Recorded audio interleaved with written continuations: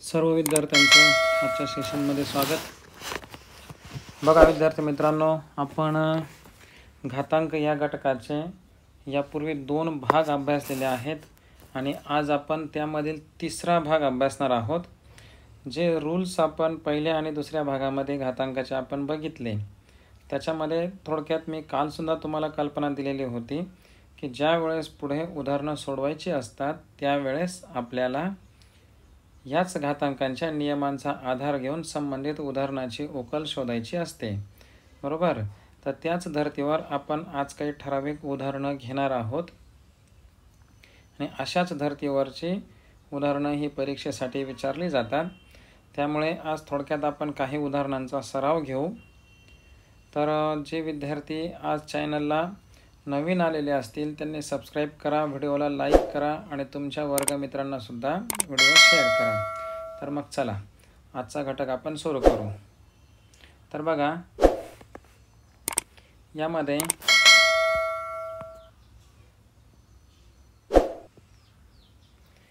एक पहिलं उदाहरण आपण घेणार आहोत।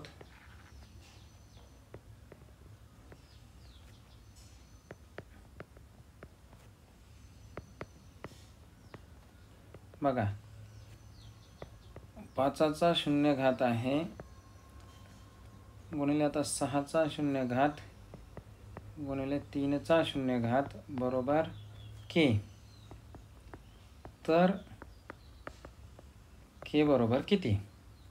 ओके, काय 1 2 3 4 काय पर्याय असतील ते असतील, पण आपल्याला आता सोडवायचं आहे, उदाहरण सोडवायचं।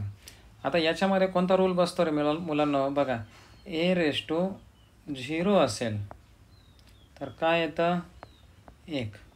हा नियम आपण कालच्या सेशनमध्ये अभ्यासलेला आहे। मग काय येणार बरं इथे? 5चा शून्यवा घात म्हणजे काय? 1 अधिक 6चा शून्यवा घात म्हणजे काय? 1 3चा शून्यवा घात म्हणजे काय? 1। सेम खाली पण आता 1 गुणिले 1 गुणिले 1। आता चिन्ह लक्षात घ्या, इथं अंशस्थानी बेरजेचं चिन्ह आहे, छेदस्थानी गुणाकाराचं चिन्ह आहे। मग काय होईल वरती? 3। 1 अधिक 1 अधिक 1 किती झाले? 3 आणि 1 गुणिले 1 गुणिले 1 किती येतात? 1। मग काय येणार? k बरोबर 3। ओके, तर अशा पद्धतीने आपल्याला प्रश्नांची उकल ही शोधायची असते। मग आता जसं मी काल तुम्हाला सांगितलं होतं की जसं मी इथं उदाहरणं घेतलं होतं, बघा 2चा शून्यवा घात बरोबर काय येणार? 1 येणार। 7चा शून्यवा घात बरोबर काय येणार? 1 येणार। अशा आपण उदाहरणं बघितले होते। मग ते फक्त तो नियम समजून घेण्यासाठी आपण ते पाहिलं होतं, पण आज आता आपण प्रत्यक्ष त्या नियमाच्या आधारे एक्झाम्पल सॉल्व केलं। आज केची किंमत काढली आपण आणि ह्या स्टेप नंतर ही जी स्टेप आपली समोर दिसते आहे ती ज्याला हा नियम माहिती आहे घातांकाचा a⁻0 = 1 हे ज्याला माहिती आहे तोच ही स्टेप लिहू शकतो। ओके, तर अशा पद्धतीने घातांकाचे नियम आपल्याला या ठिकाणी लागू करायचे असतात। पुढचं उदाहरण घेऊ बरं।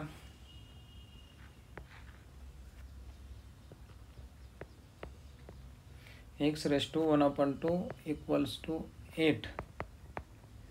तर xचा 1/3 घातचा स्क्वेअर आता तर किती? आता बघा बरं काय असतं हे। आता हे जे लिहिलेलं आहे x⁻1/2 म्हणजेच काय असतं? हे (x) असते, हे लक्षात ठेवायचे। याची व्हॅल्यू 1 असते, सारखी असते, इक्वल असते। म्हणजे x⁻1/2 लिहिलेलं असेल तर ती संख्या स्क्वेअर रूटमध्ये असते। मग आता मी काय करतो, या ठिकाणी तसं लिहून घेतो (x) = 8 करणे चिन्हात x बरोबर 8 झालं। हे तर लिहिलं मी। आता याच्यावरून आपल्याला हे काढायचं आहे ना। मग बघा, आता हे मी करणे चिन्हात 8 लिहिला। मग आता करणे चिन्ह कसं जातं? जर त्याचा वर्ग केला तर वर्ग करणे हे कॅन्सल होतं, हे मुलांना माहिती असेल आता गणिताचं। ओके, मग इथं काय असतं? हे बघा, हे असं लिहिलं तरी जमेल, तुम्हाला लक्षात येईल ते।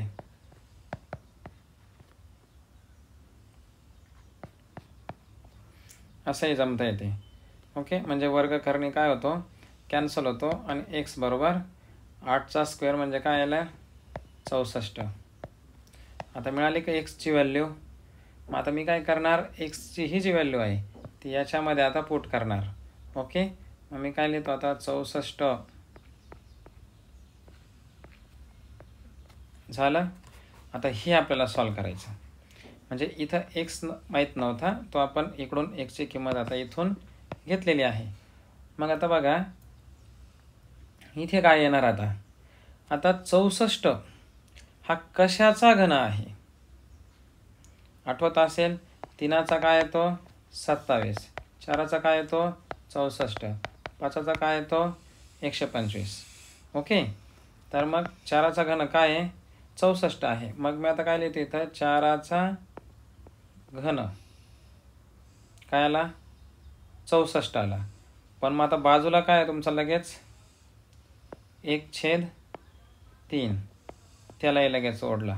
ओके, आणि पूर्ण सगळ्यांचा पुन्हा आणखी काय आला स्क्वेअर जो आहे तो आपल्याला घ्यावाच लागेल. पण मग आपण आता घातांकाचा नियम अभ्यासलेला आहे.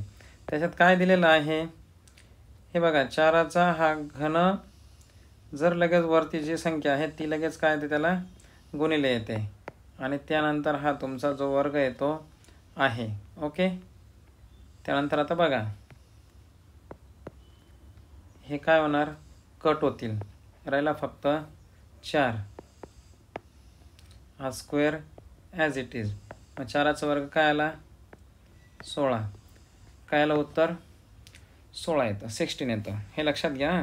थोडंसं उदाहरण समजून घेताना थोडंसं 2 गोष्टी बघा की आपल्याला नेमकं काय करायचं आहे. आणि जरी आता घातांकाचा नियम माहिती असला पण गणितामधल्या ज्या बेसिक थिंग्स आहेत त्यासुद्धा आपल्याला कळल्या पाहिजे. की जसं मी या ठिकाणी म्हटलो की एक्सचा 1/2 वा घात जर असेल म्हणजेच काय असतं in square root of X असतं, म्हणजे करणे चिन्हात एक्स असतं, जे आपण इथं लिहिलं. ओके, हे बघा या ठिकाणी आपण लिहिलं ते हे इक्वल असतं, म्हणजे हे आपल्याला माहिती पाहिजे. हे माहिती होतं म्हणून मी ही स्टेप मांडू शकलो इथे. ओके, हे माहिती होतं. पण आता तुम्हाला पुढे मी काय लिहिलं स्क्वेअर रूटमध्ये एक्स त्याचा जर स्क्वेअर केला तर वर्ग करणे कॅन्सल होतं. हे बघा हे ज्याला माहिती आहे त्यानुसार आपण ही स्टेप मांडली दुसरे. ओके, म्हणजे ह्या बेसिक ज्या काही गोष्टी असतात त्या आपल्याला माहिती असल्या पाहिजे. म्हणजे मग तिसऱ्या स्टेपमध्ये आपल्याला लगेच एक्सची व्हॅल्यू मिळून गेली. मग इथं एक्सची व्हॅल्यू मिळाली, ह्या जागेवर आपण लगेच एक्सची किंमत टाकली. इथे एक्सच्या जागेवर ही किंमत आली. मग ही किंमत टाकल्यानंतर मग पुन्हा 64 जो दिसला तर आपल्याला इथं काय माहिती पाहिजे घनमूळ माहिती पाहिजे. मग इथं घनमूळ होता काय 4चा घन हा 64 आहे. हे काय करायचं होतं आपल्याला, हा जो 1/3 दिलेला होता वरती घात तो लगेच घन दाखवल्यावर हा लगेच 3 आणि हा 3 आपल्याला कॅन्सल करता येणार होतं ह्या स्टेपमध्ये. म्हणून आपण हा 4चा घन लिहून घेतला आणि तो काय करून घेतला कॅन्सल करून घेतला. ओके, म्हणजेच मग पुढे उरलं काय मग फक्त त्याचा स्क्वेअर. आणि काय आलं इथे 4चा वर्ग 16. मग आता एखादा जर मुलगा थोडासा चांट असेल तर तो असं पण करू शकतो. काय करेल तो इथे जर समजा 64चा बघा आता 64चा 1/3 वा घात आणि हा स्क्वेअर. मग तो असं पण लिहिल ना, काय लिहिल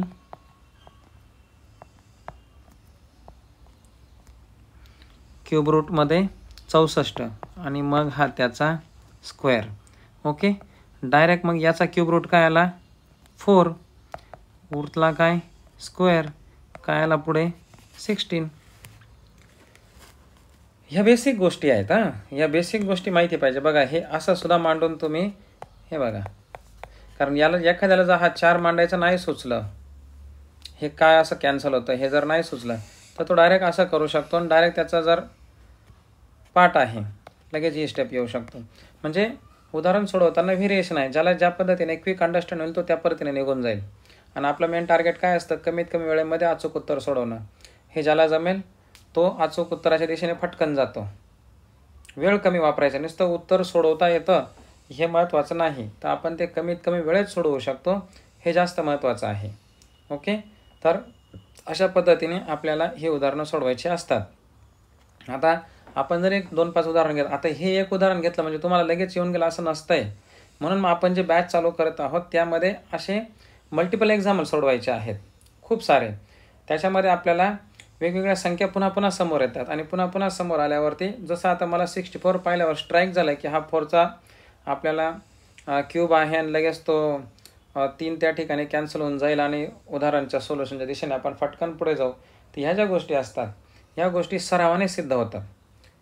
ओके, आणि म्हणून मग आपल्याला असे अनेक उदाहरणं सोडून घ्यायची आहेत. फक्त 1 आणि 2 उदाहरणं सोडवले आणि त्याच्याने भागलं असं चालणार नाही. म्हणून जास्तीत जास्त व्हरायटी असणारी उदाहरणं ज्यावेळेस आपण सोडवतो त्यावेळेस खऱ्या अर्थाने आपला सराव झाला असं आपण म्हणतो. कारण मग ह्या ज्या काही बेसिक गोष्टी मी तुम्हाला सांगितल्या, हे उदाहरणं सोडवत असताना त्या ठिकाणी येत असतात आणि त्या बाजूला नोट्सच्या रूपाने लिहून घ्याव्या लागतात. तर अशा काही नोट्ससुद्धा आपल्याला वेळोवेळी मी त्या ठिकाणी तुम्हाला स्पेशलला बाजूला काढून देत चालणार आहे की उदाहरणांमध्ये काय काय गोष्टी साम्यता असते आणि कुठे कुठल्या गोष्टी गरजेच्या असतात. ओके, पुढे एक उदाहरण बघू. ते पण अशाच धर्तीवरचं आहे. थोडंसं आता मी सोडवतो त्यावेळेसच समजून घ्या. सोपं आहे पण बघा. तर इथे आहे 81चा वर्ग गुणिले 27चा वर्ग, खाली आहे 9चा घन आणि 3चा 5वा घात, बरोबर. काय एक्सचा क्यूब, तर एक्स बरोबर किती. आता काय विचारलं आपल्याला, हे एक दिलेलं आहे उदाहरण. त्याच्यामध्ये तुम्हाला काय काढायचे, एक्सची व्हॅल्यू काढायची आहे, बरोबर. बघा मग आता कसं निघेल. आता इथे आता खरंच 81चा वर्ग करत बसणार का, बघा बरं. मला तर काही वेळ घालू वाटत नाही. 81चा वर्ग करा, 27चा वर्ग करा आणि मग पुन्हा त्याला क्रॉस भागात बसा, हे कोणी सांगितलं. एवढं काही करण्याची गरज वाटत नाही मला. मी डायरेक्ट असं करून घेतो बरं. आता काय 81 गुणिले 81 झालं आणि 27 गुणिले 27. ओके, आणि खाली 9 आहे ना. आता काय मग आता मी डायरेक्ट 81, आता 9चा जो आहे का, हे मी 9चा घन असाही लिहू शकतो, 81 गुणिले 9. ओके, मग याचा मला फायदा काय होईल, इथे कटशाट करताना सोपं जाईल. पण काही मुलं कन्फ्यूज होऊ शकतात, म्हणून मी काय करतो, पूर्ण लिहितो. 9 गुणिले 9 गुणिले 9 असं पूर्ण लिहितो. नाहीतर असं पण लिहिता येईल फटकन. आता 3चा 5वा जो आहे ना, तर मी 3चा घन 27 आणि दुसरा 1 3 त्रिक 9 असंही लिहू शकतो. ओके, पण मी आता 3 लिहिता सगळ्यांनाच लक्षात यावं म्हणून असं लिहून घेतो आणि मग कट शॉर्ट करतो. ओके, मग हे मी लिहिलं इथे 9 × 9 × 9 आणि पुढे 3 गुणिले 3 गुणिले 3 गुणिले 3 गुणिले 3 5 वेळेस लिहिला. हे बघा, हा 5 वेळेस लिहिला, हा 3 वेळेस लिहिला, म्हणजे हा 9चा क्यूब आणि 3चा 5वा घात बरोबर काय एक्सचा क्यूब आहे. बरं, आता काय होईल रे इथे, हे 9 9 81 9 1 9, हा पुन्हा 9 1 9 आणि हा 3 त्रिक 9, पुन्हा हा 3 1 3 राहिले काय. आता 3 त्रिक 9 9 त्रिक 27, म्हणजे हे 27 आणि 1 27 पुरून जातो. कसं बघा, 3 9 27, 3 त्रिक 9 आणि 3 1 3. काय उरलं आता, फक्त बघा बरं, एवढीच एक व्हॅल्यू आता उरलेली आहे. खाली ओढतो मी ती. 27चा इक्वल्स टू काय एक्सचा क्यूब. मग आता ज्यावेळेस तुम्ही एक्सचा क्यूब ज्यावेळेस आपण काय करणार शोधतो आहोत, इथं 27 आले, सॉरी एक्सचा क्यूब हा 27 आलेला आहे. मग एक्स बरोबर ज्यावेळेस आपण घेणार, मग काय येणार ते 3, कारण 3चा घन काय आहे 27. मग इथे महत्त्वाची स्टेप कोणती होती, फक्त ही. आता जर एखादा मुलगा हे पूर्ण मांडत बसायला लागला असता, 81चा वर्ग करू, 27चा वर्ग करू, मग नंतर हे कटशॉट करू, त्याच्यामध्ये वेळ गेला असता. म्हणजे अशा काही टेक्निक्स आपल्याला वापरायचे असतात. आणि थोडासा सराव झाला की मी जे असं लिहिलं, हे बघा बाजूला, याच्यामध्ये ही जी स्टेप आहे का, हीच तुम्ही मांडू शकत होते. कसं माहिती का, बघा. आता इथे मी काय केलं असतं, हा वरती 81 गुणिले 81 गुणिले 27 गुणिले 27 झाला. खाली काय केला असता 81 गुणिले 9. ओके. आणि हा 27 गुणिले 9. मग याचा फायदा मला काय होता, हा 81 डायरेक्ट गेला, 27 डायरेक्ट गेला. हा 9 81 झाला, 9 1 9 झाला. खाली काय उरला 27 उरला होता. आणि पुढं काय होतं 1चा घन होता. मग 27 कशाचा घन आहे 3चा. आलं लक्षात. म्हणजे हे इतकं इन ब्रीफ मांडायची सुद्धा गरज नाही, पण हे तुम्हाला प्रॅक्टिस करून करून जमणार आहे. डायरेक्ट असं जमत नाही. एखाद्या वेळेस मिस्टेक्स होतात किंवा ते स्ट्राईक पण होत नाही. मग जेव्हा आपण मल्टिपल एक्झाम्पल सॉल्व करतो त्यावेळेस आपल्याला या गोष्टी लक्षात येत चालतात. ओके. म्हणजे उदाहरण फक्त एकाच पद्धतीने सुटतं असं नाही आहे. आपल्याला उदाहरण कमीत कमी वेळेत कसं सोडते. आता इथं वेळ वाचला का नाही, या सेकंड स्टेपमध्ये वेळ वाचतो. फटकन वेळ वाचणार संख्या सारख्या दिसतात, कटशाट करता येतं आणि लगेच आपल्याला पुढे सरकता येतं. ओके. तर अशा पद्धतीने प्रॅक्टिस करणं तुम्हाला गरजेचं आहे. ओके. तर बघा आता काय करूया, पुढचं उदाहरण घेतो. आता इथे 3चा क्यूब गुणिले 3चा शून्य घात, त्यालाच कंसामध्ये लगेच काय आहे 5चा शून्य घात वजा 3 बरोबर किती. सोडवा बरं. आता हे काय येईल 3चा क्यूब 27. 3 काय येतं 1. कंसात काय 5 काय आहे 1 मायनस काय आला 3. ओके. त्यानंतर हा 27 ॲज इट इज आणि इथं 1 वजा 3 काय येतो वजा 2 मल्टिप्लाय 1 तो त्यात तेच राहणार ती व्हॅल्यू. बरोबर. मग आता 27 गुणिले 2 काय आलं 27 2 54 आणि मायनसचा साईन ॲज इट इज काय आला -54. हे काय आलेलं आहे त्याचं उत्तर आलेलं आहे. चला ठीक आहे, बघू आपण पुढे. आता 5वं एक्झाम्पल बघू. आता जर x बरोबर 7/5 चा वजा 5वा घात गुणिले 5/7 चा 3रा घात, तर xचा 5वा घात बरोबर किती. किती सोपं आहे बघा बरं. आता हा जो ऋण त्याचा घातांक दिलेला आहे त्याला आता धनमध्ये रूपांतर करायचं आहे मला. मग धनमध्ये रूपांतर करताना मी काय करणार, आता x बरोबर मी काय करणार 5/7 तर मी त्याला काय केला 5/7 केला. आपण हे शिकलेलो आहोत घातांकामध्ये. लगेच त्याचा धनघात हा झालेला आहे आणि पुढची संख्या ॲज इट इज. एवढी स्टेप ज्याला कळली त्याला हे उदाहरण कळलं. हे जे हा जो चेंज आपण केला हा ज्याला अंडरस्टँड म्हणजे हे ज्याला स्ट्राईक झालं त्याला लगेच कळलं. पण आता हे का स्ट्राईक व्हावं, तर इथं 5/7 दिसतं आणि हे जर उलट झाले तर हा 5/7 होणार. म्हणजे काय होणार बेस सारखा होणार. मग बेस जर सारखा असेल a गुणिले b, एचा यमवा घात बीचा यमवा घात, मग आपण काय करतो a गुणिले a आणि दोघांचं यम घात, तर बेस सारखा असेल तर काय होते त्या ठिकाणी वर्षांची काय होते बेरीज होते. मग इथे काय झाला बेस काय झाला सारखा झाला. हा 5/7 वरती काय आहे 5 प्लस हा 3 म्हणजेच काय 5/7 चा 8वा घात. पण हे काय आलं x बरोबर आलं. आपल्याला काय विचारले आता इथे x चा 5वा विचारलेला आहे म्हणजे याचा 5वा घात करायचा. मग x चा 5वा घात. ओके. मग 5/7 चा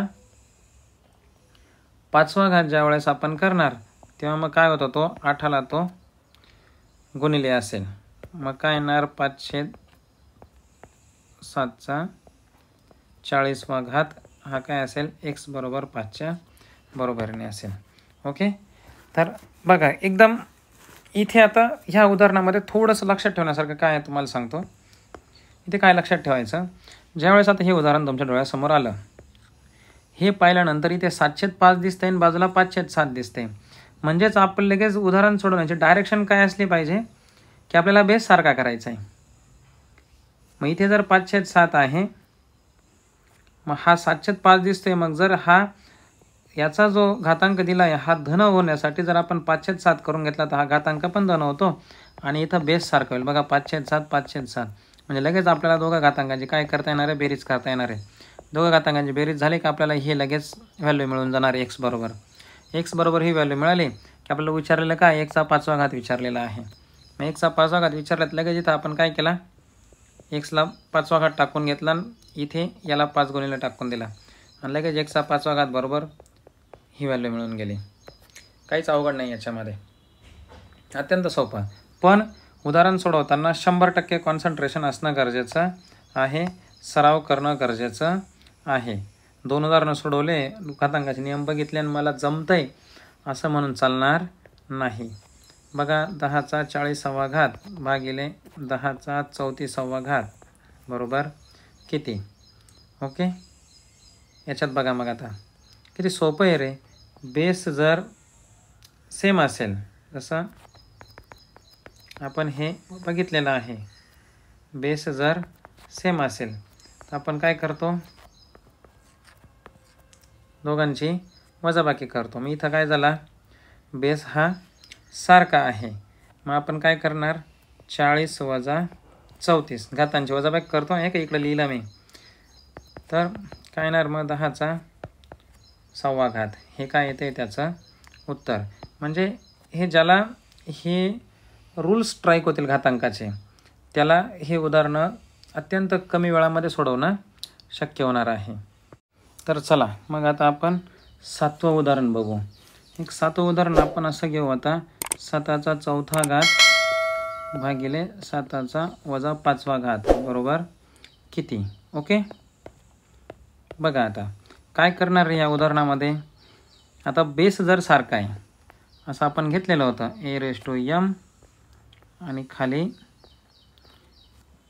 आपण a⁻n असं असेल तर काय होतं, बेस सारखा असेल तर यांची वजाबाकी होते. हे आपल्याला माहिती आहे.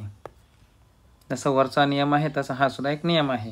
मग हे कसं सोडवणार, इथे पण आता अंश आणि छेदस्थानी 7 आहे. मग मी काय करतो, 7 आता वजाबाकी करायची आहे, पण खालची संख्या जी आहे घाताची ती सुद्धा वजाच आहे.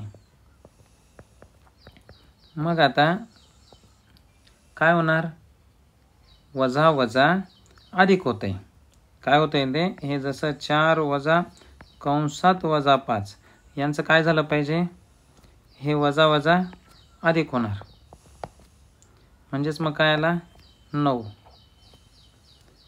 ओके, अशा पद्धतीने हे याचं उत्तर मिळते. मग ह्या उदाहरणात आपल्याला कुठल्या 2 गोष्टी महत्त्वाच्या होत्या बघा. 2 गोष्टी इथं काय, म्हणजे हे उदाहरण कोणत्या मुलाला सुटेल, ज्याला हा नियम माहिती आहे. ही पहिली गोष्ट झाली. म्हणजे ह्या उदाहरणाकडे पाहिल्यावर त्याला लगेच स्ट्राईक होणार की अरे अंश पण छेद पण सारखा दिसतोय, म्हणजे घातांची काय करायची असते, वजाबाकी करायची असते. हा नियम आपण पाहिलेला आहे. हे उदाहरण बघितल्या ज्याला हा रूल स्ट्राईक होईल तो विद्यार्थी, तो लगेच ह्या स्टेपकडे क्विक येणार. ओके, इथे तो आला. इथे आल्यानंतर पुढची स्टेप कोणत्या मुलाला सुटेल, ज्याला हे माहिती आहे की जर 2 संख्या असल्या आणि जर वजा असेल नाही ती मूळ संख्या पण वजा असेल तर वजा वजा हे अधिक होतं, बेरीज होते. हे ज्याला माहिती आहे, ही स्टेप ज्याला माहिती आहे, तो ही पुढची स्टेप काढतो क्लिअर. नाही तर एखादा इथं -1 लिहित बसेल, म्हणजे तो ह्या स्टेपला चुकतो. ओके, पण ज्याला ही स्टेप करेक्ट माहिती आहे तो लगेच तिथं काय लिहिल, 9 लिहून टाकेल आणि त्याची ही स्टेप काय येणार, क्लिअर येणार. म्हणजे 2 प्रकारचे विद्यार्थी झालेत. ज्यांना यातलं काहीच कळत नाही, समजा हा रूलच माहीत नसला तो ह्या स्टेपला येतच नाही. ज्याला माहिती आहे तो ह्या स्टेपला येतो आणि ज्याला इकडचं हे माहिती आहे वजा वजा अधिक होतंय तो पुढच्या स्टेपला येतो. म्हणून मग मी जे म्हणतो तुम्हाला की नुसतं डायरेक्ट उदाहरण सोडवण्यापेक्षा बेसिक मॅथच्या ज्या गोष्टी आहेत, बेसिक स्किल्स ज्याला आपण म्हणूया, ती ज्याला माहिती आहेत तो या प्रकारची उदाहरणं कमीत कमी वेळेत सोडून मोकळा होतो आणि अचूक सोडवतो. ओके, पण अशा प्रकारची विभिन्न उदाहरणं ही सुद्धा सरावाने साध्य होतात. एकाएकी उदाहरणं जमत नाही. 2 आणि 5 आणि 10 उदाहरणाने आपला अभ्यास होतो असं नाही. कारण प्रत्येक उदाहरण ज्यावेळेस आपण नव्याने सोडवतो वेगवेगळी उदाहरणं, त्यावेळेस आपल्याला मॅथमधल्या बेसिक स्किल त्या उदाहरणामध्ये वेगवेगळ्या समोर येतात. वेगवेगळ्या स्किल्स त्या ठिकाणी आपल्याला वापराव्या लागतात आणि मग नंतर आपल्याला ते अंडरस्टँड व्हायला लागतं की अरे उदाहरणं अशा पद्धतीने सोडवतात, गणितामध्ये ह्या गोष्टी अशा आहेत आणि त्या पद्धतीने आपण उदाहरणं सोडवू शकतो. ओके. तर मग अशाच प्रकारे तुम्हाला आज त्या बुकमध्ये एखादं स्कॉलरशिपचं बुक असेल तुमच्याकडे, ते पकडा आणि त्यातून एक 5 ते 6 उदाहरणं सोडवा आणि मला ती पाठवा होमवर्कसाठी. आता मी या ठिकाणी तुम्हाला वेगळी काही लिहून देत नाही. ठीक आहे. जास्तीत जास्त सराव करण्याचा प्रयत्न करा. जे स्पेशल आपल्याला अटॅच होणार आहेत त्यांचा तर आपण करूनच घेणार आहोत. आता ह्याच टॉपिकवरती आपल्याला कमीत कमी एक 20-25 उदाहरणं तर आपल्याला जागेवर घ्यावी लागतील. त्याच्याशिवाय ते सहजासहजी आणि जी काही गट कच्या ज्या परीक्षा होतात शासनाच्या, त्याच्यामधले सुद्धा काही उदाहरणं मी तुम्हाला या घातांकावर्षी देणार आहे. गट कच्या ज्या परीक्षा होतात वेगवेगळ्या लिपिकाच्या, शिक्षकांच्या, म्हणजे जेणेकरून उदाहरणाची काठिण्य पातळी थोडीशी आपली अधिक व्हावी आणि काठिण्य पातळीची जर उदाहरणं सोडवली तर आपल्याला जी आपल्या स्तराची जी उदाहरणं आहेत ती अगदी सहजगत्या सुटायला लागतात. आणि त्याच्यामुळे जास्तीत जास्त सराव करणं गरजेचं आहे. जे आता आपल्या यूट्यूब चॅनलला मुलं थांबणार आहेत त्यांनासुद्धा सांगतो की तुम्हीसुद्धा अशा प्रकारची वेगवेगळी पुस्तकं काढा, त्याच्यामधून छान छान उदाहरणं शोधा आणि अवघडातलं अवघड उदाहरण सोडवण्याचा प्रयत्न करा. नसेल जमत तर ते मला शेअर करा किंवा तुमच्या शाळेमध्ये जे गणिताचे शिक्षक असतील त्यांना विचारा. पण जास्तीत जास्त उदाहरणं कशी सोडवता येतील त्या दृष्टीने प्रयत्न करा. ठीक आहे. तर चला आजच्यासाठी इतकंच. पुन्हा उद्या एका नव्या टॉपिकसह भेटूया. तोपर्यंत सगळ्यांना धन्यवाद. चॅनलला जे नवीन असतील त्यांनी चॅनल सबस्क्राईब करा, बेल आयकॉन प्रेस करून ठेवा, व्हिडिओ लाईक करा आणि आपल्या वर्गमित्रांना शेअरसुद्धा करा. थँक्यू.